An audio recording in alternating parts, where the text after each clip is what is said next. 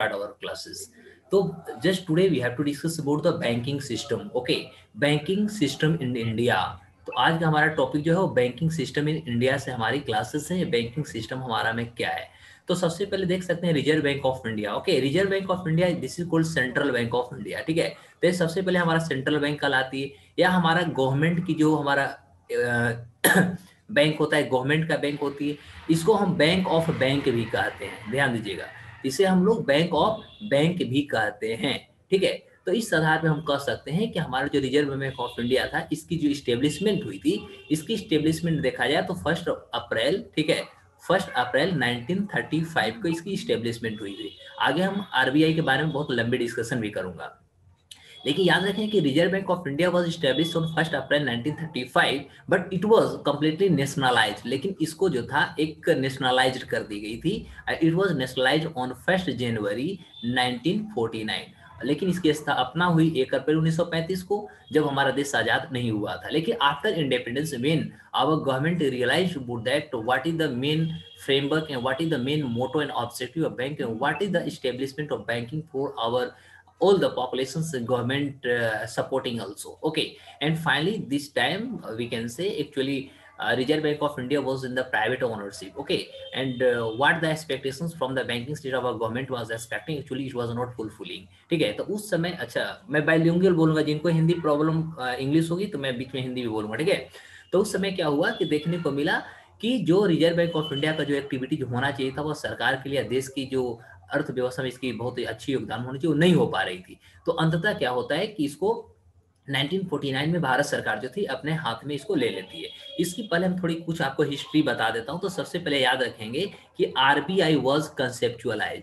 RBI को जो conceptualise किया गया, या आरबीआई के जो कॉन्सेप्ट दिया गया था, ठीक है, तो आरबीआई के लिए जो कॉन्सेप्ट था, या इसके लिए आप कह सकते हैं जो गाइडलाइन दी गई थी, या कह सकते हैं इसका जो वर्किंग जो स्टाइल था, ठीक है, तो इनकी जो वर्किंग स्टाइल था, या आप कह सकते हैं इनका जो आउटलुक, जो प्रेजेंटेशन थी, ये सारे जो चीजें थी, ये सारे सबसे पहले भारत के ही इंसान डॉक्टर बी आर अम्बेडकर ने दिया था। Doctor B R Ambedkar, he was the first person who given the guidelines and working style as well as we can say different out presence. Okay, तो इस चीजों को सबसे पहले भारत के, जो हम देखते हैं कि भारत के संविधान के निर्माता या ड्राफ्टिंग कमेटी के जो चेयरमैन थे डॉक्टर बी आर अम्बेडकर साहब जी ने, उन्होंने सबसे पहले रिजर्व बैंक ऑफ इंडिया के लिए गाइडलाइन दिया। और यह गाइडलाइन उन्होंने दिया था एक किताब के आधार पर। उन्होंने एक किताब, या कह सकते हैं उन्होंने एक आर्टिकल लिखी थी। उस आर्टिकल का मुख्य रूप से नाम था द प्रॉब्लम ऑफ रुपीज। ध्यान दीजिएगा, आर्टिकल का नाम था द प्रॉब्लम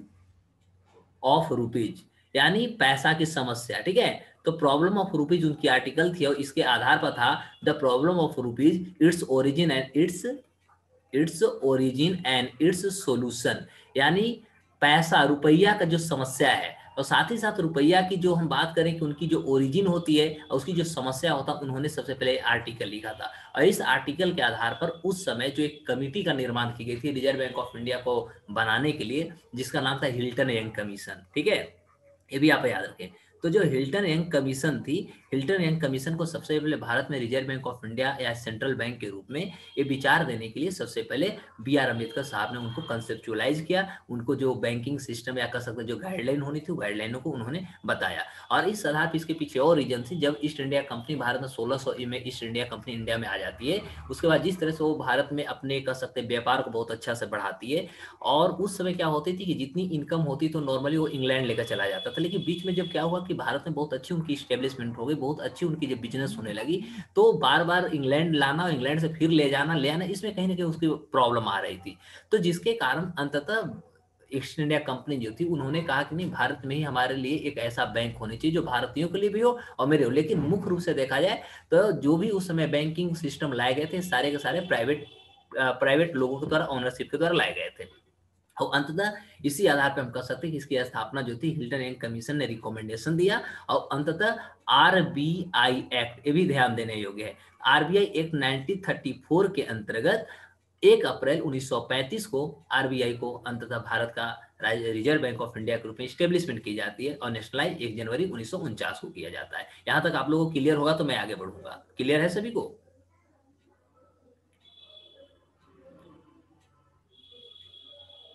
कोई बोल नहीं रहे हैं? Yes sir, yes sir. जी सर, जी सर, जी सर। अब हम आगे बढ़ देखते हैं। तो इसमें देखिएगा कि सर वो हमारा हिल्टन एंड कमीशन, सर वो हाँ, हिल्टन एंड कमीशन वाला क्या बता रहे थे, एक बार थोड़ा सा बता दीजिए। हिल्टन यंग कमीशन जो थी रिकमेंडेशन दिया था, ठीक है, कि मैं भारत में फॉर एक व्हाट सर? फॉर व्हाट मतलब एक जो हमारा फाइनेंशियल स्टेबिलिटी होती है, एक सेंट्रल बैंक को भारत में इस्टेब्लिश करने के लिए उन्होंने एक रिकमेंडेशन दिया। और उस पोस्ट रिकमेंडे इंडिपेंडेंस में सर?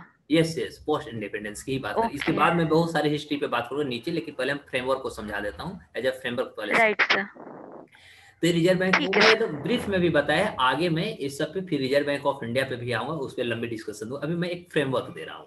तो इस आधार पे हमारे यहाँ ठीक यदि है हम सर। फाइनेंशियल स्टेबिलिटी की बात करें तो भारत में फाइनेंशियली स्टेबिलिटी मुख्य रूप से 5 टाइप्स होता है, 5 तरह से होती है, लेकिन यदि आप एग्जाम के लिए 3 भी टाइप से याद रखते हैं तो अच्छी बात है। जैसे बैंकिंग जितने भी हमारे होते हैं, तो बैंकिंग चाहे वो हमारा नेशनलाइज्ड बैंक हो, चाहे हमारा कमर्शियल बैंक हो, चाहे प्राइवेट बैंक हो, मर्चेंट बैंक हो, ठीक है, तो ये जितने भी बैंकिंग सिस्टम है, सारे बैंकिंग सिस्टम को जो कंट्रोल करती है, वो इंप्लीमेंट करती है, वो हमारा रिजर्व बैंक ऑफ इंडिया करती है। ये चीज़ों को ध्यान देना है। उसके अलावा फिर हमारा इंश्योरेंस वाली कंपनियां होती है, तो इंश्योरेंस भी जो होता है वहाँ पर भी हमारा मॉनेटरी का ही कार्य होता है, फाइनेंशियल स्टेबिलिटी वो भी करती है।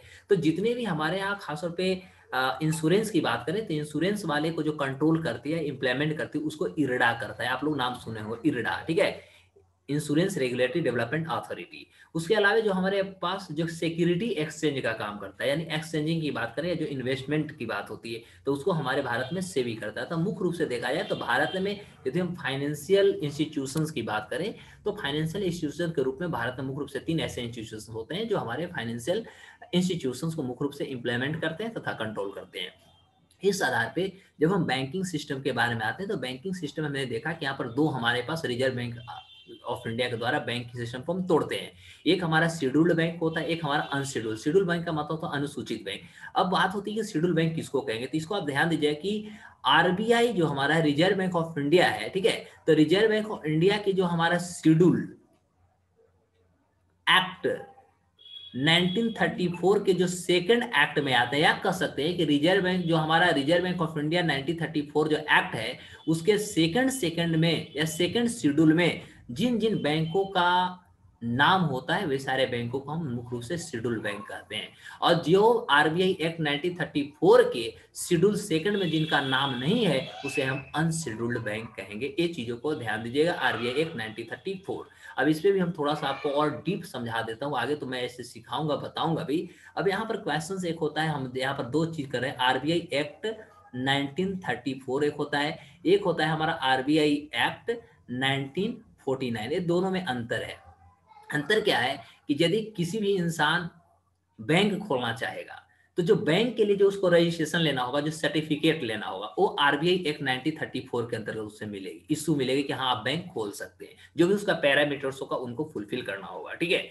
और बैंकिंग के जो एक्टिविटीज होता है, एक्टिविटीज बैंकिंग का क्या होता है, जो फंक्शन होता है, मतलब किसी से पैसा लेना, यानी हम डिपॉजिट लेते हैं, उसको विथड्रॉ कराते हैं, चेक देते हैं, इस तरह के जो बैंकिंग का मुख्य रूप से जो अंदर जो फंक्शनल कार्य होते हैं वो हमारा आरबीआई एक्ट 1949 के अंतर्गत आता है। तो ये आपको मुख्य रूप से इंटरव्यू में पूछा जा सकता है कि what is difference between RBI act 1934 and RBI act 1949। तो ये चीजों को ध्यान दीजिएगा। यहाँ पर हम इस्टेब्लिशमेंट की बात करते हैं और यहाँ पर हम उसके फंक्शन की बात करते हैं। तो there is the main discussion, there is the main comparison by which you have to identify and known each and everything, okay.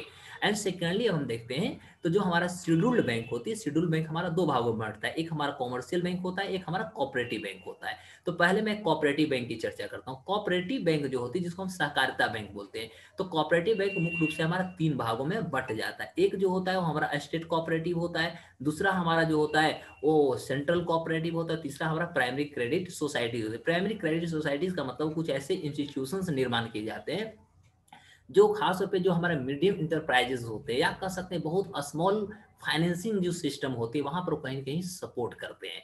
जैसे हम बिहार की बात करें तो बिहार में हमारा स्टेट कोऑपरेटिव बैंक जो है वो मुख्य रूप से 2 भागों में बढ़ जाती है, एक हमारा साउथ बिहार कहलाता है, एक हमारा नॉर्थ बिहार कहलाता है, ठीक है। तो इस आधार पर हम कह सकते हैं कि हमारे पास यदि हम कोऑपरेटिव बैंक की बात करें तो कोऑपरेटिव बैंक मुख्य रूप से हमारे पास 3 प्रकार के होते हैं, स्टेट कोऑपरेटिव, सेंट्रल कोऑपरेटिव और प्राइमरी कोऑपरेटिव या प्राइमरी क्रेडिट सोसाइटी। अब हम यहाँ आते हैं कॉमर्शियल बैंक की। तो कॉमर्शियल बैंक मुख्य रूप से 3 भागों में बटेंगे, एक होगा पब्लिक सेक्टर बैंक जिसको हम पीएसबी बोलते हैं, दूसरा होता है रीजनल रूरल बैंक और तीसरा होता है प्राइवेट सेक्टर बैंक। तो सबसे पहले पब्लिक सेक्टर बैंक्स में क्या होता है, तो पब्लिक सेक्टर बैंक जो होती है, हमारा स्टेट बैंक ऑफ इंडिया होता है सबसे पहला, ठीक है, जिसकी स्थापना हमने देखा था कि 1955 में हुआ। इसका इतिहास में भी मैं आपको बताऊंगा कैसे कैसे बना।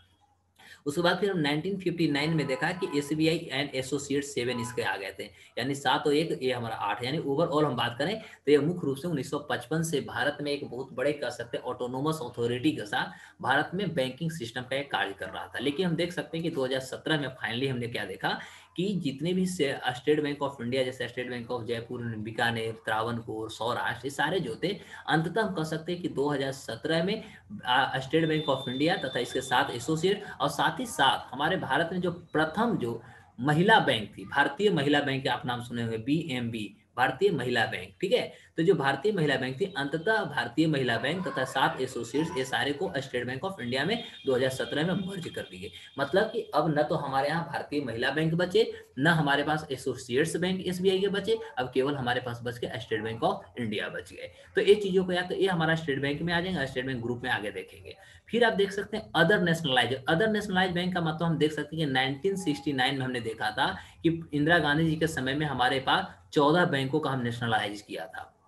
फिर 1980 में हम देख सकते हैं कि उस समय हमने 6 बैंकों का नेशनलाइज किया था। ओवरऑल यदि देखा 14 6 20 हमारा नेशनलाइज होता है। लेकिन क्या होता है कि 1993 1991 की बात करें तो 1991 से 1993 की बात करें तो उस समय एक जो हमारा न्यू बैंक ऑफ इंडिया था, ध्यान देंगे, न्यू बैंक ऑफ इंडिया जो थी उसको मुख्य रूप से पंजाब नेशनल बैंक में पीएनबी में उसको मर्ज कर दिया गया। तो जब मर्ज कर दिया तो 5 यहाँ पर बच गए, यानी 14 5 19, यानी ओवरऑल जो था हम कह सकते हैं हमारे पास नेशनलाइज बैंकों की संख्या 19 रह गया था। लेकिन अभी हम यदि बात करें वर्तमान में जिस तरह से बैंकिंग का मर्जिंग हो रही है, तो अभी मर्जिंग के आधार पर हमारे पास जो नेशनलाइज्ड बैंक बच गए वो अभी नेशनलाइज्ड बैंकों की संख्या मात्र 12 बच गए हैं, मात्र 12 हमारे पास नेशनलाइज्ड बैंक की संख्या बच गई है।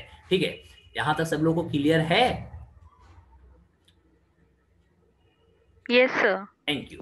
अब हम बात करते हैं रीजनल बैंक। रीजनल बैंक को हम आरआरबी बोलते हैं। ये सब केवल मैं अभी जो बात कर रहा हूँ केवल मैं आपको इंट्रोड्यूस कर रहा हूँ। अभी आप ये माइंड में नहीं सेट करें कि मैं अभी डीप बताऊँ, केवल इंट्रोड्यूस हर सारी चीजों को कर रहा हूँ। अब हम आरआरबी होता है regional rural bank. Actually RRB की जो स्थापना हुई थी वो नरसिम्हन कमेटी के रिकमेंडेशन पे हुई थी। इसके पीछे रीजंस थे क्या, इंदिरा गांधी के समय की बात है 1975 में, यानी इसकी स्थापना जो हुई थी वो 2 अक्टूबर 1975 में, यानी 2 अक्टूबर 1975, मतलब गांधी जयंती के दिन इसकी स्थापना हुई थी।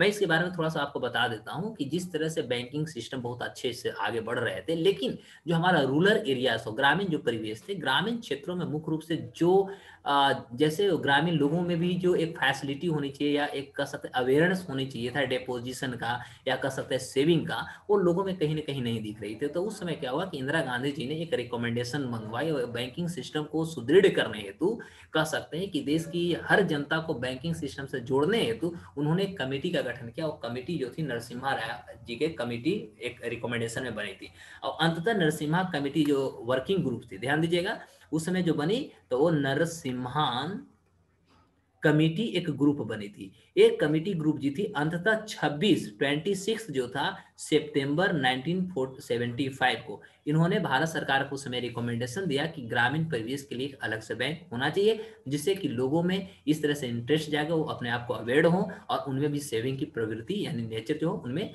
जागृत हो सके। और इस आधार पर अंततः हमने देखा कि भारत में आरआरबी का रीजनल रूरल बैंक का गठन हो जाती है। तो उस समय जब गठन हुई थी तो इसकी जो फंडिंग की बात हो रही थी, तो इसकी फंडिंग के लिए भारत सरकार ने उस समय कुछ प्रोसेस लाया। वो लाया कि जो सेंट्रल गवर्नमेंट होगी, ठीक है, तो सेंट्रल गवर्नमेंट इसमें 50% जो भी टोटल इसको खर्च करने का मतलब टोटल जो फंडिंग इसका इस्टेब्लिशमेंट का होगा उसका 50% सेंट्रल गवर्नमेंट देगी। उसके बाद जो 35% जो होगा इसके जो भी खास तौर पर हम कह सकते हैं जो स्पॉन्सर्ड बैंक हो, स्पॉन्सर्ड बैंक का मतलब होता है कि कोई भी बैंक आगे बढ़ेगा कि नहीं मैं इस क्षेत्र में हम ये बैंक को खोलना चाहता हूँ एक ग्रामीण बैंक के रूप में, ठीक है, तो जो स्पॉन्सर्ड बैंक होंगे जो इस बैंक को खोलने के लिए आगे बढ़ेंगे वो 35% करेंगे और जो स्टेट गवर्नमेंट होगी वो 15% करेंगे। यानी ओवरऑल हम बात करें तो आपसे एग्जाम में पूछता है कि रीजनल रूरल बैंक की जब हम स्थापना करते हैं इसका जो फंडिंग होता है उसका रेशियो क्या होता है, तो सेंट्रल गवर्नमेंट 50%, स्पॉन्सर्ड बैंक 35% और जिस स्टेट में इसको एस्टेब्लिश किया जाता है वो स्टेट गवर्नमेंट इसमें 15% देती है। तो इस आधार पर इसका फंडिंग होता है। दूसरी हम बात यदि इसकी करें तो इस आधार पर देखें कि भारत की यदि हम बात करें तो भारत में सबसे पहला यदि रीजनल बैंक की बात करें तो भारत में प्रथमा एक रीजनल बैंक हुआ था, यानी प्रथमा ग्रामीण बैंक था। ठीक है, तो सबसे पहले प्रथमा ग्रामीण बैंक भारत में शुरू किया गया था, जो उत्तर प्रदेश के मोरादाबाद में थी। याद रखिएगा, मोरादाबाद उत्तर प्रदेश में इसको सबसे पहले स्थापित किया गया था। और इसका जो उस समय जो कैपिटल था, यानी पेड अप कैपिटल जो कहेंगे, ये 5 करोड़ रुपया के साथ इसको शुरू किया। तो 5 करोड़ में 50% तो केंद्र सरकार ने दिया, यानी 2.5 करोड़ वो चला गया। और फिर 2.5 करोड़ जो हुआ उसमें से 35% जो हुआ स्पॉन्सर्ड बैंक दिया। तो इसकी जो स्पॉन्सर्ड उस समय बैंक थी उसका नाम था सिंडिकेट बैंक। ध्यान दीजिएगा, तो सिंडिकेट बैंक ने इसको आगे बढ़ा कि नहीं, हम एक रीजनल बैंक खोलना चाहते हैं। तो सिंडिकेट बैंक ने यानी 50% का 35% उन्होंने दिया, और 10% जो बचा वो उत्तर प्रदेश सरकार यानी यूपी में हुआ तो उत्तर प्रदेश सरकार दी। यानी इसे एग्जाम में पूछा जा सकता है कि भारत का प्रथम हमारा जो रीजनल रूरल बैंक था कौन था, तो उसका नाम था प्रथमा ग्रामीण बैंक या प्रथमा बैंक था, जो उत्तर प्रदेश के मुरादाबाद में शुरू किया गया। इसका पेड अप कैपिटल जो थी वो 5 करोड़ थी, और साथ ही साथ याद रखिए कि इसका जो स्पॉन्सर्ड बैंक थी वो सिंडिकेट बैंक था। Is it okay? और उत्तर प्रदेश में थी। दूसरा जो हमारा इसमें था, दूसरा हमारा गौर ग्रामीण बैंक आया। गौर ग्रामीण बैंक, ध्यान दीजिएगा, गौर ग्रामीण बैंक जो थी, खासतौर पर यदि हम बात करें तो मुख्य रूप से इसको देखिएगा तो ईस्टर्न रीजन में जब आप देखते हैं, जिसमें हमारा बिहार भी है, ठीक है, तो ईस्टर्न रेंज में देखिएगा, रीजन में देखिएगा तो ईस्टर्न रीजन ऑफ इंडिया में यह this was the first bank, जिसका नाम था गौर ग्रामीण बैंक। ठीक है, एक गौर ग्रामीण बैंक जो थी पश्चिम बंगाल, जो हमारा वेस्ट बंगाल है, वेस्ट बंगाल के खास तौर पर जो हमारा मालदा टाउन के नाम आप सुने होंगे, तो मालदा टाउन में इसकी सबसे पहले स्थापना किया गया था। और इसकी जो खास तौर पे जो कह सकते हैं स्पॉन्सर्ड जो बैंक थी, वह स्पॉन्सर्ड बैंक थी उस समय इसका यूको बैंक। ठीक है, और उसके बाद हम कह सकते हैं कि भारत में धीरे धीरे जो था रीजनल बैंक का जो कॉन्सेप्ट थी, रीजनल बैंक का जो एक कह सकते हैं स्प्रेडनेस था, वह धीरे धीरे फैलते गया। तो ये हमारा रीजनल रूरल बैंक का इतिहास रहा। अब हम तीसरी की बात करते हैं, तो तीसरा में हमारा क्या होता है कि हमारा प्राइवेट सेक्टर बैंक है। तो प्राइवेट सेक्टर में हमारा इंडियन भी होता है और फॉरेन भी होता है, यानी विदेशी भी होता है। तो इंडियन में जैसे आप आईसीआईसीआई बैंक को ले लीजिए, एक्सिस बैंक को ले लीजिएगा, ठीक है, तो इस तरह के जो बैंक हैं हमारा भारतीय हैं। विदेशी बैंक में आप ले लीजिएगा तो जैसे सिटी बैंक हो जाते हैं, ठीक है, तो HSBC जो बैंक हो जाते थे, हमारे विदेशी प्राइवेट बैंक है। तो इस तरह से हम कह सकते हैं कि भारत में एक बहुत अच्छे जो हमारा बैंकिंग सिस्टम थी, और बैंकिंग सिस्टम के लेकर के जो सरकार के अपना एक विचार था, इस विचार को फुलफिल करने के लिए बैंकिंग को कह सकते हैं कि बहुत बड़े नेटवर्क के रूप में इसको डेवलप करने की कोशिश की गई। तो ये थी हमारा एक नॉर्मली भारत की मैं इतिहास बताया। अब इसकी मैं पूरा का पूरा बैकग्राउंड में जाने की कोशिश करूंगा, इसका इतिहास कैसे कैसे बना। अब चलते हैं थोड़ी इसकी इतिहास में आपको समझा देता हूँ कैसे कैसे ये हुआ। तो अब आगे बढ़ने से पहले थोड़ा आप लोग इसको देखिएगा। तो सबसे पहले हम देखते हैं कि यदि हम बैंकिंग सिस्टम की बात करें, तो बैंकिंग सिस्टम जो हमारे भारत में थी, तो मॉडर्न बैंकिंग सिस्टम की बात करें भारत में, तो जो ओरिजिनेट हुआ तो हमारा लगभग 18वीं शताब्दी में हुई थी, 18th सेंचुरी में इसकी ओरिजिन हुआ। अब इसको मैं बात करूं तो भारत में सबसे पहले किसी भी प्रकार के आपके यदि एग्जाम में आती है तो फाइनेंशियल इंक्लूजन की हम यदि बात करें, फाइनेंशियल का मतलब चाहे वो हमारा बैंकिंग की बात हो, चाहे वो हमारा इंश्योरेंस की बात हो, तो बैंकिंग और इंश्योरेंस दोनों भारत में जो गिफ्ट किया हुआ है, या दोनों का जो कॉन्सेप्ट भारत में दिए हुए हैं, ये दोनों कॉन्सेप्ट हमारा खासतौर पर ब्रिटेन के द्वारा दिया गया है, यानी ब्रिटिश सरकार के द्वारा सबसे पहले इस तरह ऐसा। लेकिन हम ये नहीं कर सकते कि जब 1600 में ईस्ट इंडिया कंपनी भारत में आया तो उससे पहले बैंकिंग सिस्टम नहीं थे। बैंकिंग सिस्टम थे, आज भी हमारे यहाँ दूसरे रूप में चलते हैं, जैसे हम किसी से ले लेते हैं, कर्ज ले लेते हैं, उधार ले लेते हैं, कोई कारोबारी से ले लेते, वो भी हमारे बैंकिंग सिस्टम का रूप है। उसी को एक ऑफिशियल कह सकते हैं, रिटन टेक्स्ट में कह सकते हैं, एक लीगल फॉर्म में कह सकते हैं, उसी को दे दिया गया तो हमारा बैंक हो गया, ठीक है। लेकिन हमारे अभी भी समाज में ऐसा नहीं कि बहुत पहले से, जब से ये समाज का निर्माण हुआ उस समय से इसका निर्माण हुआ। जैसे कि आप देख सकते हैं, तो इसके पहले आप देखिएगा, तो इसको लेकर के जैसे किसी को के यहाँ चावल है तो किसी के यहाँ गेहूं है, दोनों के बीच में एक्सचेंज करना है, तो इस तरह के यदि आप फॉर्म देखें तो बैंकिंग सिस्टम का बहुत लंबी इतिहास है, जिसको हम और आगे डिस्कशन करेंगे। तो अब देख सकते हैं, तो भारत में यदि हम देखते हैं तो मॉडर्न बैंकिंग सिस्टम जो थी 18वीं शताब्दी में शुरू की गई। और अभी हमने बताया कि भारत में बैंकिंग, फाइनेंसिंग, दोनों इंश्योरेंस के जो कॉन्सेप्ट थे वो ब्रिटेन की गवर्नमेंट के द्वारा दिया गया था। लेकिन आपको मैं बता दूं कि भारत में सबसे पहला जो बैंक खुला था ब्रिटिश सरकार के द्वारा, खासतौर पर जो हमारा बैंक ऑफ हिंदुस्तान को आप जो देख रहे हैं, ये बैंक ऑफ हिंदुस्तान का निर्माण भारत में 1770 में हुई थी। और जो 1770 में इस बैंक का निर्माण हुआ था वह अलेक्जेंडर एंड कंपनी के द्वारा किया गया था। ध्यान दीजिएगा, अलेक्जेंडर एंड कंपनी ये पहला इंग्लैंड यानी ब्रिटिश कंपनी थी जिन्होंने भारत में सबसे पहले बैंकिंग सिस्टम का निर्माण किया, जिसका नाम था बैंक ऑफ हिंदुस्तान। ये बैंक ऑफ हिंदुस्तान जो था खास तौर पे हमारा कोलकाता यानी उस बंगाल कह सकते हैं, बंगाल में कलकत्ता में इसको इस्टेब्लिशमेंट की गई थी। Is it okay? और इस 1770 में जब इसकी स्थापना की गई तो उस समय से लगभग 1829 1832 तक हम कह सकते हैं कि जो बैंक ऑफ हिंदुस्तान था इसको लिक्विडेट किया गया। लिक्विडेट का मतलब इसको फंडिंग मुहैया कराई गई, ठीक है। और अंततः फिर क्या होता है कि 1832 के बाद ये बैंक जो होता है पूर्ण रूप से असफल हो जाता है, फेल हो जाता है। उसके बाद हम देखते हैं कि 1786 में 1786 ईस्वी में भारत में जनरल बैंक ऑफ इंडिया का निर्माण किया जाता है। ये भी हमारा ईस्ट इंडिया कंपनी या कह सकते हैं ब्रिटिश सरकार के द्वारा शुरू की जाती है, जो ये भी 1791 में अंततः ये भी फेल हो जाता है। तो ओवरऑल यदि हम बात करें तो भारत में बैंकिंग सिस्टम की जो कॉन्सेप्ट थी, बैंकिंग सिस्टम का कॉन्सेप्ट मुख्य रूप से ब्रिटिश सरकार के द्वारा लाया गया। अब इसके अलावा देख सकते हैं largest and the oldest bank, तो भारत के सबसे बड़ी बैंक की बात करें जो हमारा कॉमर्शियल बैंक है, और सबसे पुरानी यदि बैंक की बात करें तो वह हमारा स्टेट बैंक ऑफ इंडिया का नाम आता है। अब इसकी इतिहास को मैं थोड़ा आपको यहीं पर खंगाल देता हूं। तो सबसे पहले स्टेट बैंक ऑफ इंडिया की यदि हम बात करें तो इसका जो निर्माण किया गया था, या इसका निर्माण किया गया था 1806 में, सबसे पहले आया था स्टेट बैंक ऑफ कलकत्ता के रूप में, ठीक है। तो इसकी निर्माण जो की गई थी 1806 में, इसको स्टेट बैंक ऑफ कलकत्ता के रूप में आया। लेकिन क्या हुआ कि 1809 में इस बैंक को नाम को रीनेम कर दी गई, नाम बदल दी गई, और नाम बदल के इसको कर दिया गया bank state bank of Bengal, ठीक है। स्टेट बैंक ऑफ, देखिए यहाँ पर भी इस तरह की चीजों को दिया गया है। तो it was originated started working the bank of Calcutta, यानी मिड जून 1806 के मध्य में हम कह सकते हैं कि सबसे पहले जो स्टेट बैंक ऑफ इंडिया का यदि इतिहास देखते हैं तो ये बैंक ऑफ कलकत्ता के रूप में आया, ठीक है। उसके बाद फिर इसको नाम बदल दी गई 1809 में, और 1809 में नाम बदल के इसको कर दिया गया बैंक ऑफ बंगाल। फिर हम देख सकते हैं कि 1840 में जो बैंक आया वह था हमारा बैंक ऑफ बॉम्बे, और उसके बाद 1843 में जो आया वो बैंक ऑफ मद्रास आया। अब इसके बारे में थोड़ा जानिएगा।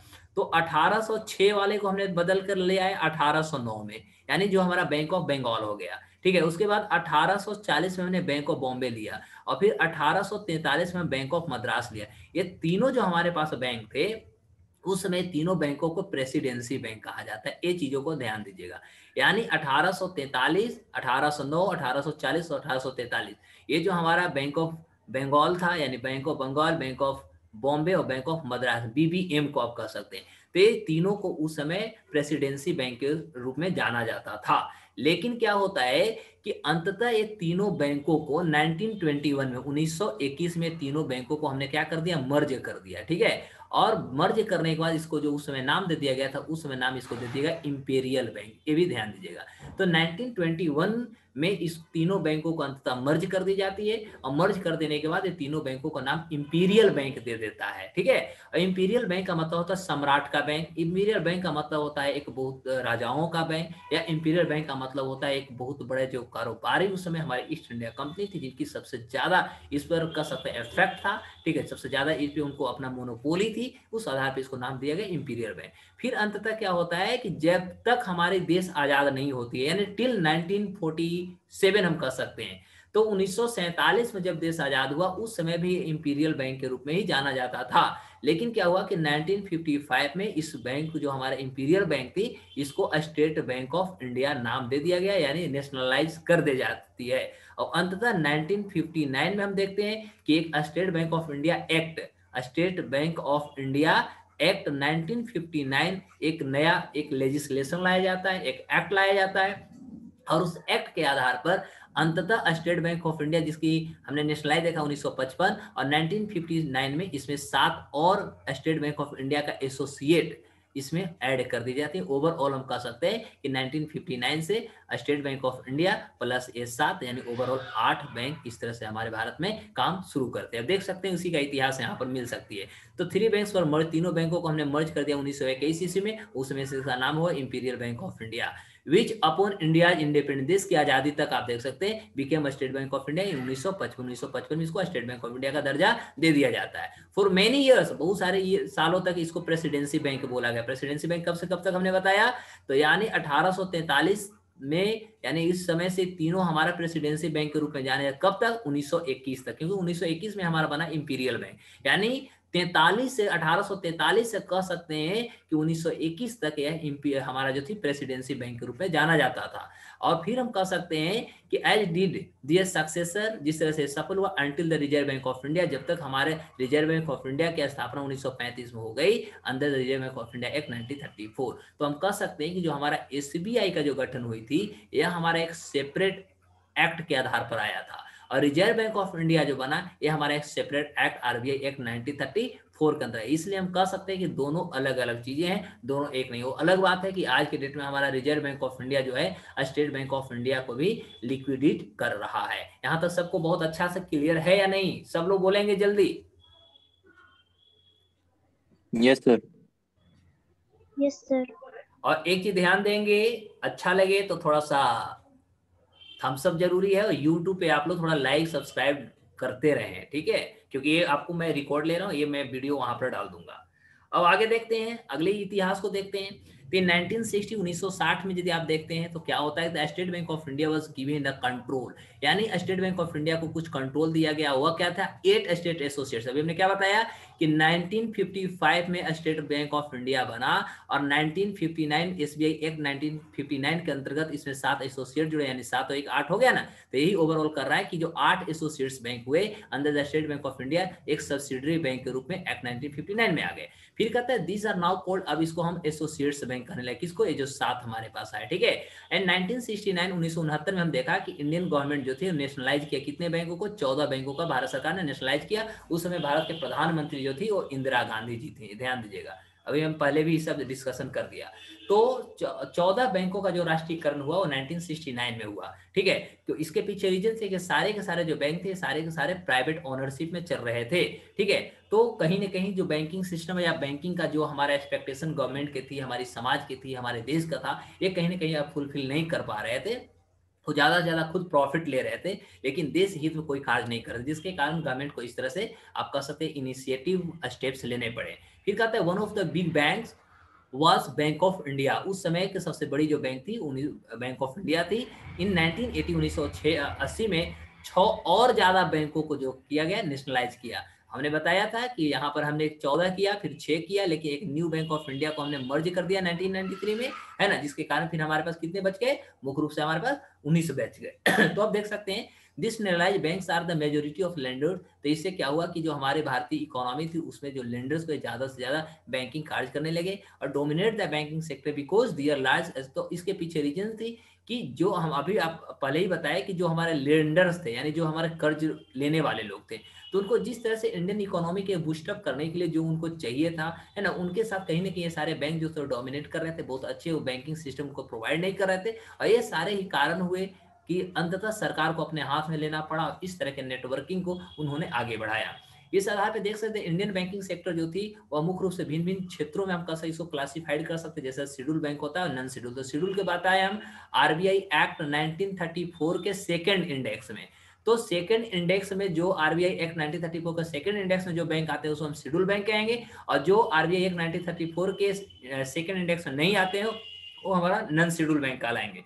तो यहाँ पर देख सकते हैं वो चीज यहाँ लिखा हुआ है, मैं बोल्ड भी कर दिया हूँ, under the second schedule of the reserve bank of India 1934। तो ये जो होंगे उन्हीं को हम शेड्यूल बैंक कहेंगे, जो इसमें नहीं आएंगे उसको हम नॉन शेड्यूल कहेंगे। The schedule banks are further classified, इसको भी क्लासिफाइड किया गया nationalised bank, state bank of India. ये मैंने पहले ही आपको फिगर में सारी चीजों को समझा दिया, देख सकते हैं, ठीक है। तो ये सारी चीजों को मैं एज ए ब्रीफ आपको पहले में समझा दिया, अब डायरेक्ट में हिस्ट्री की ओर आ रहा हूँ। आप लोग स्क्रीनशॉट भी ले सकते हैं, वीडियो भी हम अपलोड कर देंगे। State bank has merge it's associate bank, यानी स्टेट बैंक ऑफ इंडिया के जो 7 हमारा एसोसिएट्स थे उस सारे को हमने 2017 में मर्ज कर दिया। ये भी हम आपको बताएं 1 अप्रैल 2017 को इसको अंततः मर्ज कर दी जाती है।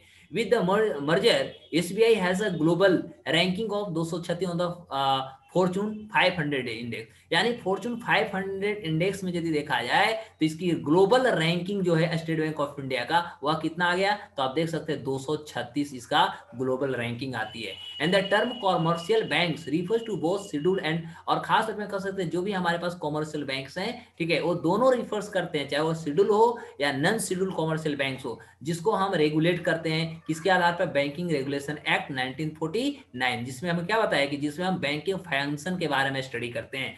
तो जो बैंक हम फंक्शन के बारे में स्टडी करते हैं यह हमारा 1949 होता है, और जो बैंक ओपनिंग की हम बात करते हैं, फाउंडेशन की बात करते हैं, तो वो जो होता है हमारा मुख्य रूप से वो हमारा आरबीआई एक्ट 1934 होता है। अब देखिएगा कॉलोनियल एरा की बात करें, यानी जब भारत में मुख्य रूप से औपनिवेशिकतावाद चल रहे थे तो उस समय क्या क्या हुआ इसके बारे में थोड़ा देख लिया जाए।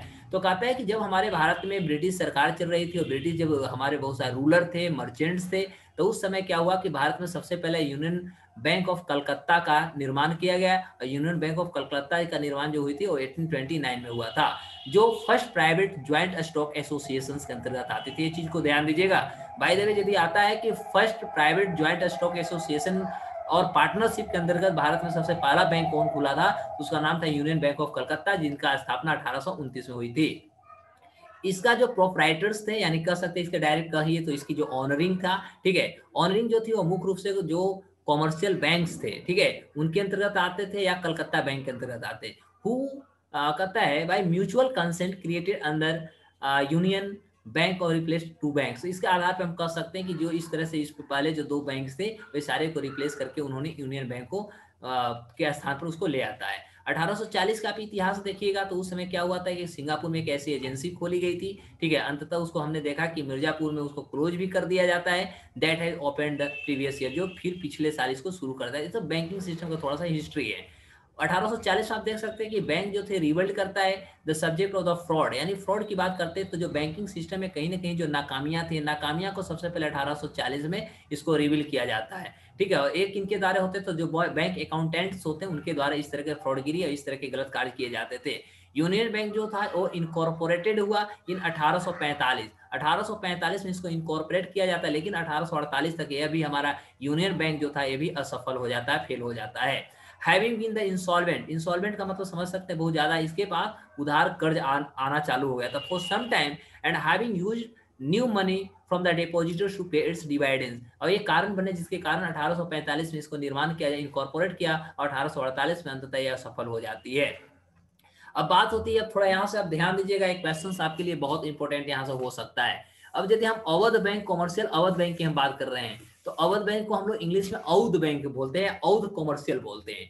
तो सबसे पहला हमारा औध जो कॉमर्शियल बैंक थी, यह हमारा first entirely Indian joint stock bank थी। ए इंडियन, अब सोच सकते हैं अभी तक हमने प्राइवेट देखा, तभी तक हम ब्रिटिश इंडिया की बात की थी, लेकिन यहाँ पर एक वर्ड हमारा जुड़ गया कंप्लीटली इंडियन। ये सारे का इतिहास यदि देखिएगा तो जो हमारा 1906 टू 1911 के बीच में जो हमारे यहाँ स्वदेशी मूवमेंट चले थे, उस समय ही इसका सबसे पहला इस तरह के विचार आया, ठीक है। और उस आधार पे हम कह सकते हैं जो औध कॉमर्शियल बैंक, जिसको खासतौर पे फैजाबाद में 1881 में निर्माण, फैजाबाद कहे तो आज के अयोध्या, ये भी ध्यान दीजिए, आज वर्तमान के जो अयोध्या है, इसी अयोध्या का नाम है फैजाबाद भी, ओके। तो this point must be noted.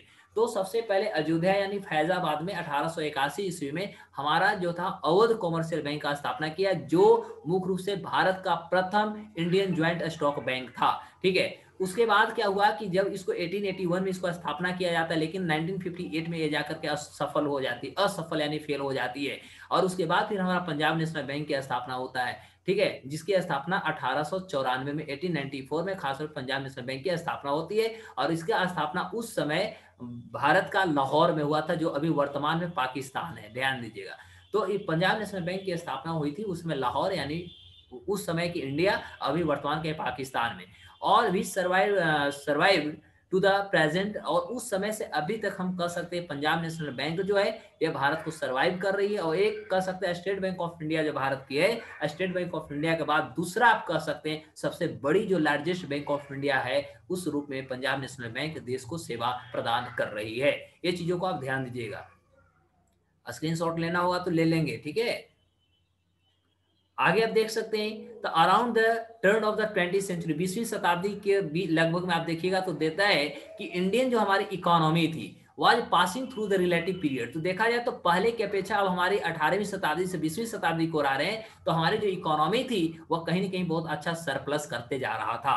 Around 5 decades, यदि पिछले 5 डिकेड्स की बात हम करते हैं लगभग, the had collapsed since the Indian Rebellion। तो भारत में जिस तरह से आंदोलन हो रहे थे, विद्रोह हो रहे थे, जैसे देख सकते हैं 1857 जैसे हमारे यहाँ सिपोय म्यूटिनी हमारा जो हुआ, ठीक है, उसके बाद जो हमारे पास सोशल चेंजेस हो रहे थे, सोशल मूवमेंट हो रहे थे, इंडस्ट्रियल रिफॉर्म्स हो रहे थे, इंफ्रास्ट्रक्चर डेवलपमेंट में भी एक बहुत बड़ा सुधार देखने को मिल रहा था। ये सारे जो गतिविधि है, सारे जो एक्टिविटीज है, कहीं ना कहीं हमारी सरकार को और कहीं ना कहीं उस समय की जो यहाँ के बहुत बड़े कह सकते हैं इंडस्ट्रियलिस्ट थे, या कह सकते हैं जो फाइनेंशियली कंसेप्चुअलाइज थे, वो सारे को कहीं ना कहीं बाध्य करती है कि हमें अभी भारत के लिए एक अलग बैंक होना चाहिए था। और उसी आधार हम देख सकते हैं कि इंडियन जो थी उस समय के जो भारतीय थे, उन्होंने छोटे छोटे बैंकों का निर्माण करना शुरू कर दिया, और most of which serve particular ethnic and religious community. उस समय जो छोटे छोटे भारतीयों के द्वारा बैंक शुरू किए गए, वह मुख्य रूप से हमारा रिलीजियस और एथनिक कम्युनिटीज को सपोर्ट कर रहे थे। इसी आधार पर आप देख सकते हैं कि द प्रेसिडेंसी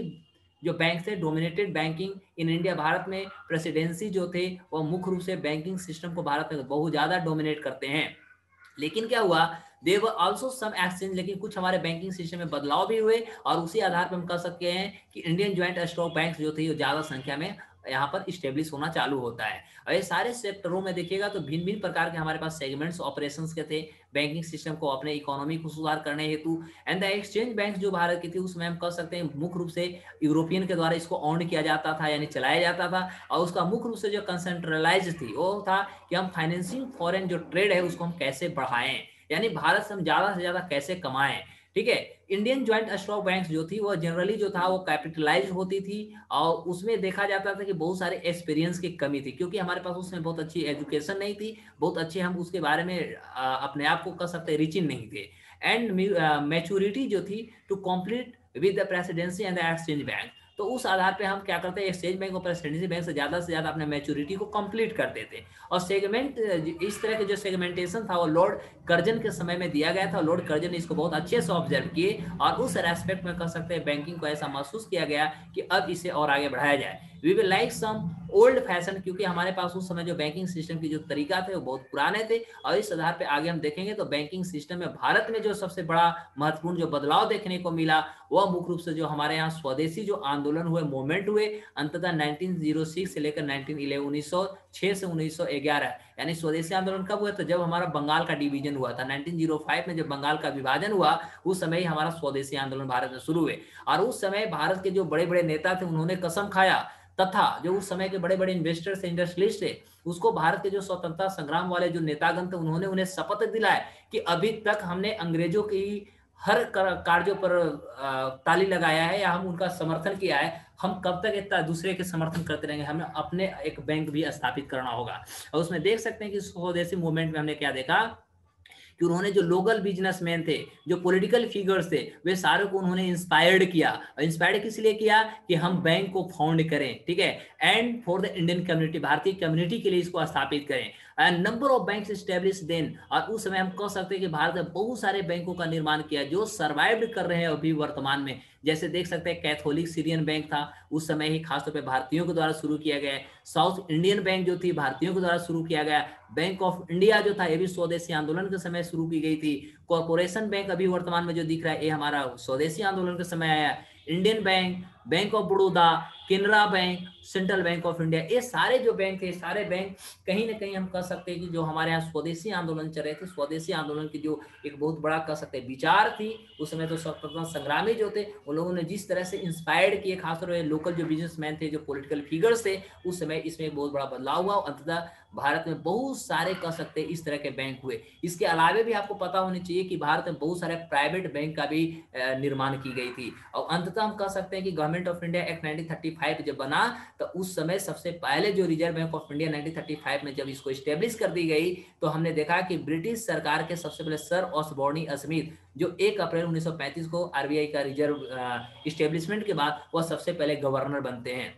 लेकिन देश की आज़ादी की बात हम करें तो सबसे पहले आप देख सकते हैं सीडी देशमुख साहब जो 11 अगस्त 1943 को सबसे पहले भारतीय governor reserve bank of India को बनते हैं। फिर आप देख सकते हैं 12 दिसंबर 2018 को शक्तिकांत दास बने, है ना, who was the finance secretary, उस समय वो फाइनेंस सेक्रेटरी थे with the government of India. Begins his journey as a new reserve RBI governor taking charge from the Urjit Patel, यानी हम कह सकते हैं कि शक्तिकांत दास से पहले उर्जित पटेल भारत के गवर्नर थे, आरबीआई के